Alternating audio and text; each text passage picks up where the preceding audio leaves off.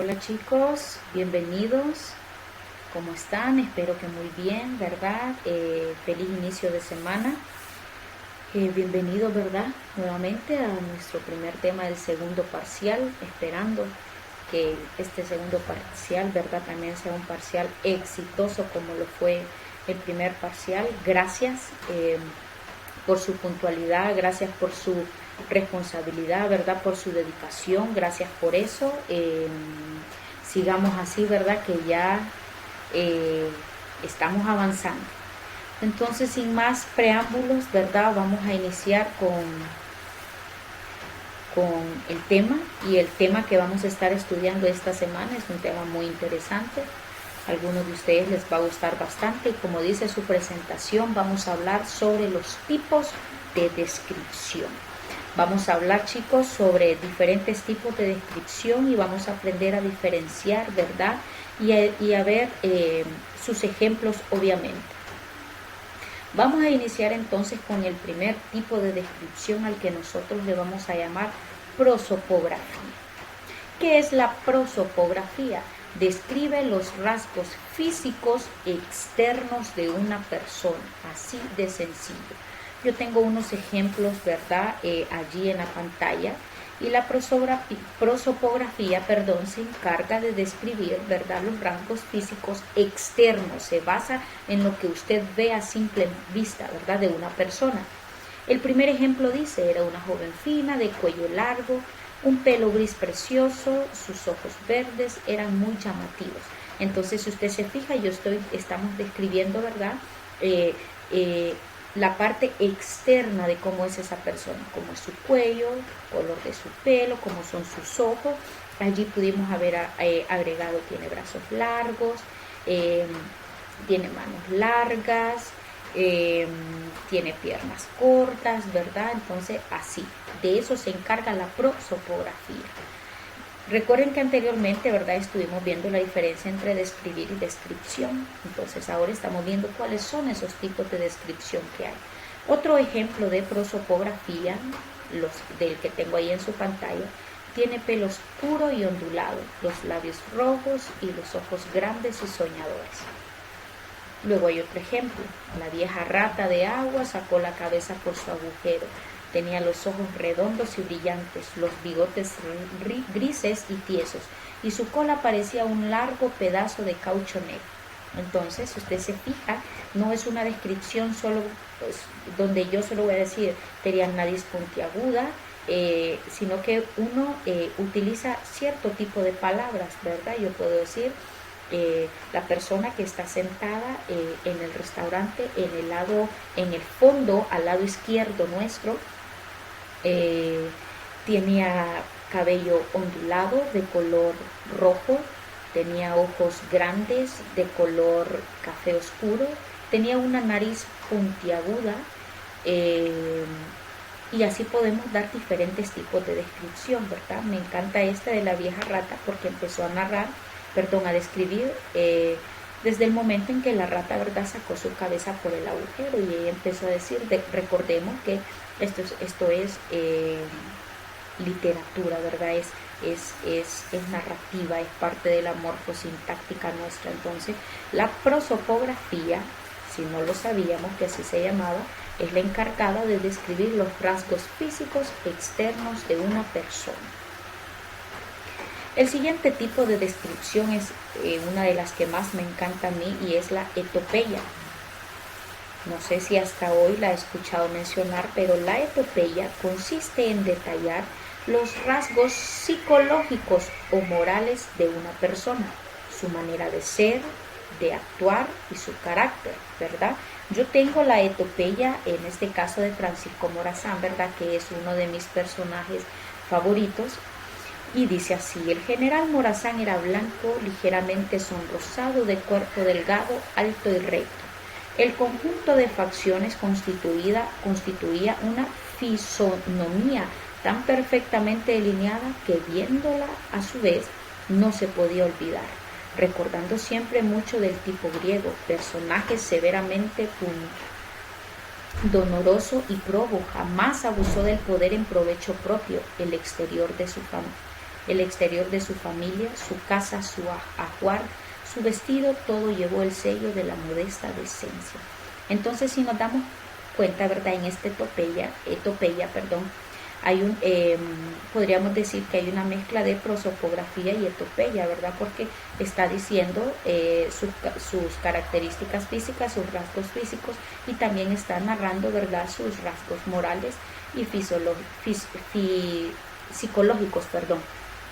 Entonces está diciendo su manera de ser y su carácter también. Está diciendo que es un hombre con decencia, ¿verdad? Es un hombre que no olvidaba nada, es un hombre que siempre decía la verdad, que es un hombre perseverante, es un hombre justo, es un hombre que no abusó del poder. Entonces hay una mezcla, pero la etopeya en sí, ustedes obviamente van a trabajar en investigar ejemplos, ¿verdad?, es detallar rasgos psicológicos y morales de una persona. ¿Qué quiere decir esto?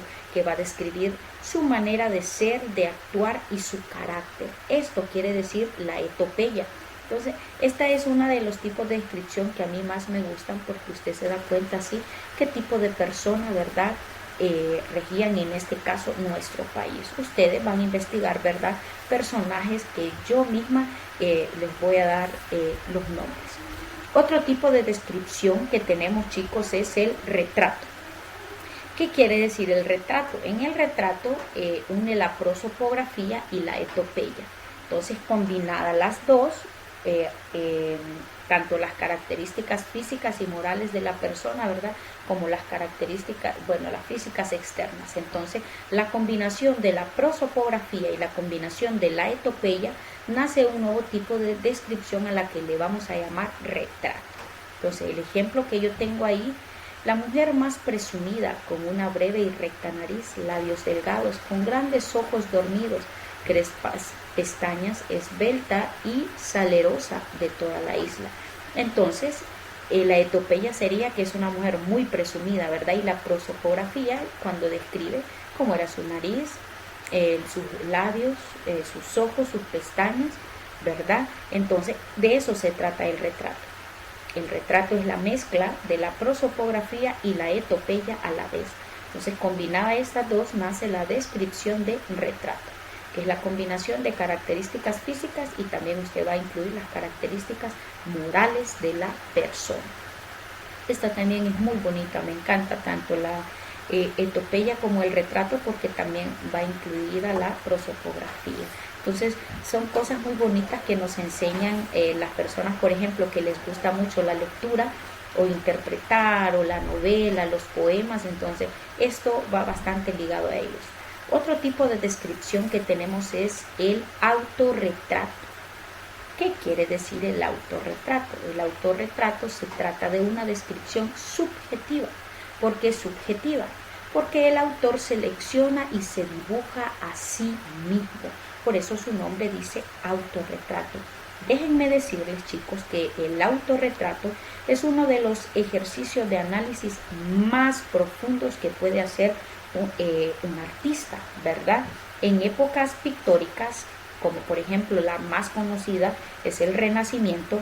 En esta época del Renacimiento, los artistas hacían esto para reafirmar su autoría, o para dar a entender cuáles eran sus intenciones. O sea que las personas, los autores, o pintores que utilizaban mucho el autorretrato, lo hacían para esto, para reafirmarse, para dar a entender cuáles eran sus intenciones en la pintura. Por eso es subjetiva, porque el mismo autor se seleccionaba a sí mismo y se dibujaba a sí mismo. En esas dos imágenes que yo tengo, que la primera imagen es Vicente Van Gogh, ese es su autorretrato, ¿verdad? Está el año 1889. Este pintor era neerlandés, y este pintor fue uno de los principales exponentes del post-impresionismo de aquella época, ¿sí? Entonces, eran bien exclusivas las personas, los pintores, ¿verdad?, que hacían su propio autorretrato, ¿verdad? Porque era considerado, ¿verdad?, uno de los ejercicios más profundos y más analíticos que se podía hacer un artista de sí mismo. porque recuerden que lo que la gente iba a ver era a ellos mismos, entonces ellos se dibujaban profundamente para dar a entender y a reafirmarse en la pintura cuál era el propósito, por qué del autorretrato. El otro autorretrato que tengo es Alberto Durero. Este es viejísimo, ¿verdad? De 1497. Y él fue uno de los, esta imagen fue uno de los primeros autorretratos formales conocidos.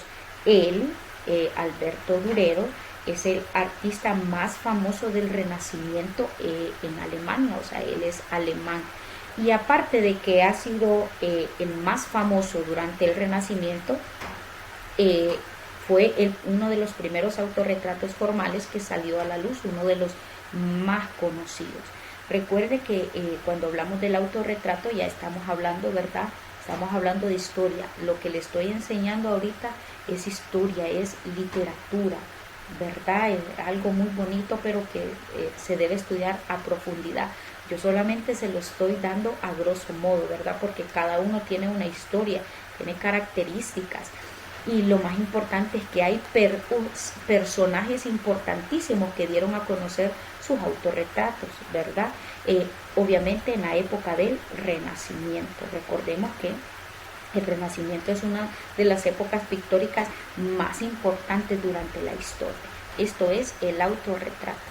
Y el último, bueno, no el último, pero uno de los últimos, ya casi concluyendo, otro tipo de descripción es la caricatura, que creo que es la que más hemos conocido nosotros porque la podemos ver en los periódicos, la podemos ver en las revistas, aún salen en las noticias, ¿verdad? Cuando presentan la caricatura, le dicen ellos de la semana. La caricatura, chicos, destaca los rasgos físicos y morales de la persona. ¿Qué quiere decir esto? Que las caricaturas, ¿verdad?, se presentan de manera exagerada. ¿Y por qué lo hacen de manera exagerada? Lo hacen para que lo que sobresalga sean los defectos, ¿verdad? Hay caricaturas con fines educativos, como hay caricaturas, ¿verdad?, con fin solo de ofender. Por ejemplo, la primera caricatura, ¿verdad?, que coloqué ahí, si ustedes la ven, es Lionel Messi. Entonces, si ustedes ven todos sus rasgos faciales, los hicieron de manera exagerada. Su cabello, su nariz, su sonrisa, sus orejas, su cabeza, la forma, todo lo hicieron de manera exagerada. Entonces en la caricatura lo que se destaca son los rasgos físicos de la persona y morales de esa persona. Como la caricatura que tengo a la par, es una caricatura, ¿verdad?, que destaca los rasgos físicos y también habla de la moralidad de esa persona, que la presentan de manera exagerada. Si usted se fija, esta persona tiene una rosa en su traje y esa rosa tiene pues la cara de un hombre. Si usted ve sus pómulos, están muy sobresaltados, sus ojos pequeños, la forma de su cara la hicieron, bueno, como una persona gordita. Entonces, si usted se pone a leer lo que dice la información, ¿verdad?, ahí están hablando, ella está hablando de un plan de gobierno, ¿verdad?, que es simple, donde ella dice que en vez de aumentar los sueldos con la plata, en vez de aumentar los sueldos, que con esa plata de los sueldos va a comprar tractores, zapatos, buzos, arroz, para que la gente diga que bueno eso, pues. Entonces, si usted ve, entonces ahí abarca lo moral, ¿verdad?, porque hoy en día, entonces las personas le ponen ahí, bravo, bravo, gracias, no sé qué. Entonces al final, si usted se fija, dice, tus mendigos te queremos. Entonces ahí ya va la doble moral, ¿verdad? Ahí ya va un mensaje subliminal donde están hablando, ¿verdad?, de la corrupción, si nosotros lo vemos así. Entonces la caricatura, su intención es esta, destacar los rasgos físicos y destacar también la parte moral de esa persona. Por eso todo va a aparecer de manera exagerada, porque lo que se quiere dar a entender son los defectos que tienen esas personas. Y el último tipo de descripción, ¿verdad?, está la topografía, que la topografía, ¿verdad?, se utiliza bastante en las ciencias sociales, porque es donde forma parte de los paisajes. Entonces la topografía describe un paisaje o un lugar cualquiera. Ya puede ser un pueblo, las montañas, los ríos, la ciudad, un volcán, ciudades en ruinas, ¿sí? También puede describirse la impresión que produce ese lugar. que usted está describiendo, ya sea si ese lugar le da alegría, tristeza, misterio, terror. Eso es parte de la topografía. Por ejemplo, yo le coloqué un ejemplo muy bonito y este se llama tranquilidad, paz y armonía. Eso produce, ¿verdad? Produce tranquilidad, paz y armonía a la hora que usted lo lee. Voy a leer un poquito. Estamos en un pequeño prado de Escocia, donde la tranquilidad de sus lagos y sus mansos ríos relajan a cualquiera. El prado es muy verde y está bañado por muchas y pequeñas gotas de rocío que parecen pinceladas de ángeles. También se ve un pequeño lago que es muy manso y acogedor. En el horizonte un sauce llorón que calma el espíritu. Es un lugar para descansar y divisar las cumbres de las pequeñas montañas. Entonces, si usted se da cuenta, ¿verdad? Está describiendo un pequeño paisaje en Escocia. Y está describiendo todo lo que hay en ese paisaje, ¿verdad? Y dice que hay ríos, hay montañas, que hay caminos, y le agrega palabras, ¿verdad?, que producen, como dice el tema, producen tranquilidad, producen paz y armonía, que también es parte de la topografía. Usted no solo puede escribir un paisaje, ¿verdad? Puede escribir una montaña, un pueblo, puede escribir un río, puede describir un árbol que ha estado durante muchos años, pero que a usted ese árbol le produce tranquilidad, o puede ser que le produce misterio. Entonces, de esto se trata la topografía. Como le dije, la topografía es más usada, ¿verdad?, en las ciencias sociales, cuando uno le enseña al niño a describir paisajes. Entonces, chicos, si nos damos cuenta, los tipos de descripción que hay son muy hermosos. Las personas que les gusta leer mucho, como lo mencioné, y les gusta profundizar más allá de la lectura, los que les gusta escribir, esto les va a ayudar muchísimo.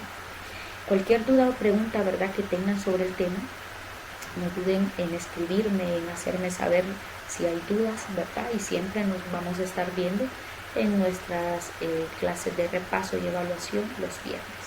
Me despido de ustedes, chicos, y nos veremos el siguiente tema.